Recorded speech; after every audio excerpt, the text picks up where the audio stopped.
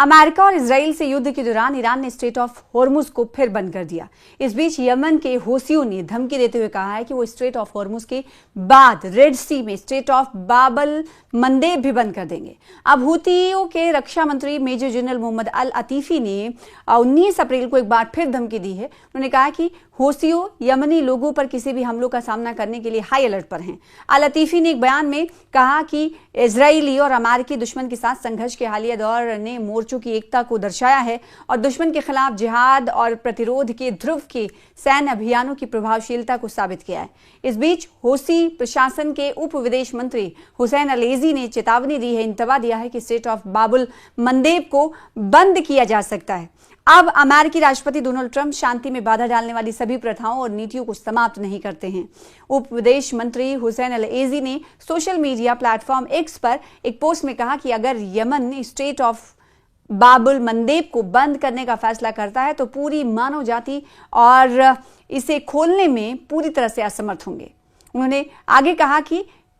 इसलिए कि ट्रंप और सहयोगी दुनिया के लिए सबसे अच्छा है कि वो तुरंत उन सभी प्रथाओं और नीतियों को समाप्त करें जो शांति में बाधा डालती हैं और हमारे लोगों और राष्ट्र के अधिकारों के प्रति आवश्यक सम्मान दिखाएं। स्ट्रेट ऑफ बाबुल मंदेब रेड सी को अदन की खाड़ी से जोड़ता है और ये एक प्रमुख शिपिंग चेक पॉइंट है जो समुद्री यातायात को स्वेज नहर के ओर निर्देशित करता है। अपने सबसे संकरे बिंदु पर यह 29 किलोमीटर यानी 18 मील चौड़ा है जो आने और जाने वाले जहाजों के लिए यातायात को 2 चैनलों तक सीमित करता है। यह वैश्विक समुद्री माल ढुलाई के लिए दुनिया के सबसे महत्वपूर्ण मार्गों में से एक है और खास तौर पर खाड़ी से भूमध्य सागर तक कच्चे तेल और अन्य ईंधनों के साथ ही एशिया जाने वाले सामानों के लिए, जिसमें रूसी तेल भी शामिल है। इससे पहले 28 मार्च को यमन से इजराइल की ओर एक मिसाइल दागी गई थी। इजराइल रक्षा बलों यानी आईडीएफ के मुताबिक ये हमला ऑपरेशन रोरिंग लायन शुरू होने के 1 महीने बाद हूती विद्रोहियों द्वारा किया गया पहला हमला था। तो इस तरीके से आप देख सकते हैं और ये अंदाजा लगा सकते हैं कि किस तरीके से पहले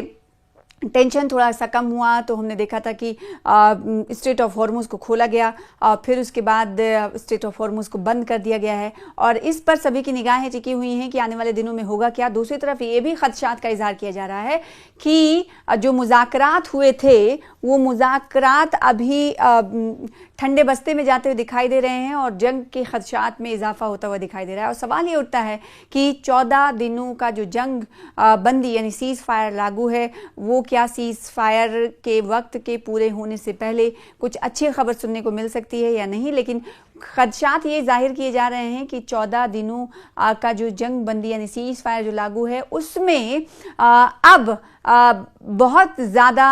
इम्कान नहीं दिखाई दे रहा है कि अब हालात ठीक होंगे, क्योंकि जब स्ट्रेट ऑफ हॉर्मुज खुल गया था तो उस वक्त लग रहा था कि अब शायद हालात नॉर्मल हों और दोनों देशों के दरमियान यानी अमेरिका और ईरान के बीच जो बातचीत चल रही है वो सही सिमत में जाते हुए दिखाई देगी। लेकिन स्ट्रेट ऑफ हॉर्मुज फिर बंद हो गया, बंद कर दिया ईरान ने। उसके बाद आपको बताएं कि अब ये अंदाज़ा लगाया जा सकता है कि जिस तरीके से कहा जा रहा था कि कहीं ना कहीं हालात अब बेहतर होंगे तो उसके इम्कान थोड़े कम नज़र आ रहे हैं और साथ ही साथ ये जाहिर हो रहा है इस बात से कि हो सकता है जो हालात हैं वो मज़ीद कशीदा हों, क्योंकि स्ट्रेट ऑफ हॉर्मुज जब खुला था तब जो जानकार हैं वो जानकारों के मुताबिक कि स्ट्रेट ऑफ हॉर्मुज के खोले जाने से जो दोनों ममालिक हैं उनके दरमियान जो कशीदगी है वो थोड़ी कम हुई है और पाकिस्तान के मीडिएशन के बाद ऐसा लगने लगा था कि दोनों के दरमियान कुछ हद तक बात बनती हुई नजर आ रही, लेकिन स्ट्रेट ऑफ हॉर्मुज फिर से बंद कर दिया गया है। ऐसे में ये सवाल उठ रहा है कि जो इस्लामाबाद में बातचीत हुई थी उसका क्या खातिर खा बहुत हद तक कोई सलूशन निकलता हुआ दिखाई दे रहा है या नहीं,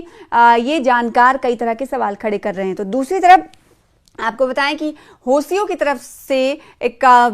चेतावनी दी गई है, एक अलर्ट दिया गया पोटेंशियल अटैक के हवाले से कि अमेरिका और इजराइल से युद्ध के दौरान ईरान ने स्ट्रेट ऑफ हॉर्मुज को बंद कर दिया था। आपको मालूम है, जैसा कि अब से कुछ देर पहले हमने आपको बताया। तो इस बीच बड़ी धमकी कहीं ना कहीं हौसियों की तरफ से दी गई है। कहा गया कि स्ट्रेट ऑफ हॉर्मुज तो हॉर्मुज ही है, स्ट्रेट ऑफ हॉर्मुज के हवाले से ईरान तो फैसला ले ही रहा है, लेकिन हौसियों ने एक कदम और आगे बढ़ते हुए कहा है कि रेड सी में स्ट्रेट ऑफ बाबुल मंदेब भी है, वो हम बंद कर देंगे। अब सवाल ये उठ रहा है कि जिस तरीके से दुनिया की नज़र इन दोनों ममालिक के दरमियान सीज फायर पर टिकी हुई है कि आने वाले दिनों में ये सीज फायर और आगे बढ़ता है या नहीं, और दूसरी तरफ ये कि 14 दिनों का जो सीज फायर उसमें चंद दिन ही बाकी रह गए हैं, क्या उससे पहले कोई और फैसला अहम हो सकता है। दूसरी तरफ हम ये जानते हैं कि पाकिस्तान लगातार कोशिशें कर रहा है, मीडिएशन कर रहा है। मीडिएटर पाकिस्तान के अब हमने देखा है कि उनके मंदुबीन कई ममालिक का दौरा भी कर रहे हैं। ऐसे में सवाल उठ रहा है कि जो अमेरिका और ईरान के दरमियान इस वक्त सीज फायर लागू है, क्या वो आने वाले दिनों में आगे और बढ़ेगा या फिर हालात और ज़्यादा ख़राब होते हुए दिखाई देंगे, क्योंकि कई ऐसे रिपोर्ट्स हैं वो ये बता रहे हैं कि मौजूदा वक्त में जिस तरीके से सीज फायर लागू है, लेकिन अमेरिका की तरफ से जो कहा जा रहा है कि यूरेनियम इनरिचमेंट का कोई हक नहीं रखता ईरान, और उस पर हमने देखा कि ईरानी सदर मसूद पेज़ेश्कियान की तरफ से एक धमकी भरे अल्फाज में कहा गया कि कोई हक अमेरिका नहीं रखता जौहरी हथियार को बनाने को लेकर ईरान, क्योंकि ईरान अपने पैरों पर खड़ा होना चाहता है और अमेरिका की धमकी को बार बार वो कुचल देगा। और मौजूदा वक्त में जो पूरा जो सिनेरियो है उसमें कहीं ना कहीं एक तरफ तो ये हम देख ही रहे हैं कि स्ट्रेट ऑफ हॉर्मुज बंद है और दूसरी तरफ अमेरिका की तरफ से धमकी बार बार दी जा रही है, और वहीं हम ये देख रहे हैं कि अमेरिका और ईरान के दरमियान सालसी का किरदार पाकिस्तान अदा कर रहा है, और पाकिस्तान ये कह रहा है कि हमारी कोशिशें हैं कि दोनों मुल्कों के दरमियान मीडिएशन करते हुए हम इस जंग को रोक दें। फिलहाल इस वक्त सुकून है क्योंकि सीज फायर लागू है। ये सीज फायर 14 दिनों के बाद ख़त्म हो जाएगा। अब उससे पहले क्या कुछ इस हवाले से पेशरफ्त होती है वो देखने वाली बात होगी, लेकिन मौजूदा वक्त में स्ट्रेट ऑफ हॉर्मुज बंद हो गया, जिससे ये कहीं ना कहीं और इम्कानात जाहिर हो रहे हैं कि दोनों ममालिक के दरमियान बहुत हद तक कुछ चीज़ें ठीक नहीं हैं। क्योंकि आपको मालूम होगा कि डोनाल्ड ट्रंप की तरफ से ये कहा गया था कि स्ट्रेट ऑफ हॉर्मुज से वो शिप वो जहाज जो टोल टैक्स देकर गुजरेंगे वो अमेरिका की नेवी उन्हें रोक देगी। और ऐसे में हमने देखा कि जो अमेरिकी सदर हैं, राष्ट्रपति हैं डोनाल्ड ट्रंप, उनकी धमकी ही रह गई, इसका खातिर खा असर दिखाई नहीं दिया। और दूसरी तरफ कहीं ना कहीं अब हौसियों की तरफ से एक बड़ा इंतबा, बड़ी धमकी दी गई है कि ना सिर्फ स्ट्रेट ऑफ हॉर्मुज बल्कि स्ट्रेट ऑफ बाबुल मंदेब भी हम बंद कर देंगे। ये हौसी विद्रोहियों के रक्षा मंत्री हैं मेजर जनरल मोहम्मद अल अतीफी, उन्होंने 19 अप्रैल को एक बार फिर से धमकी दी है। तो ऐसे में अंदाजा लगाया जा सकता है कि जहां एक तरफ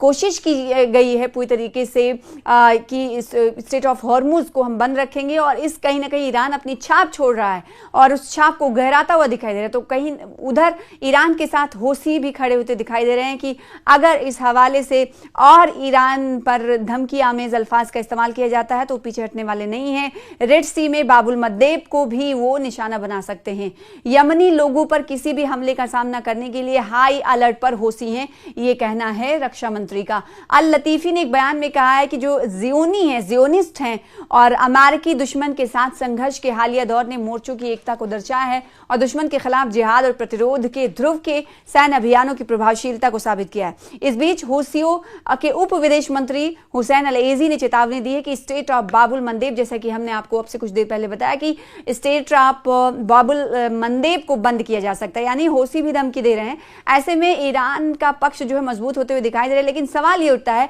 कि 14 दिनों की जो जंग बंदी सीज फायर लागू किया, आने वाले दिनों में और ये सीज फायर लागू रहने वाला है या उससे पहले बेहतर हालात होंगे या फिर हालात और खराब होंगे, ये आने वाला वक्त ही बताएगा।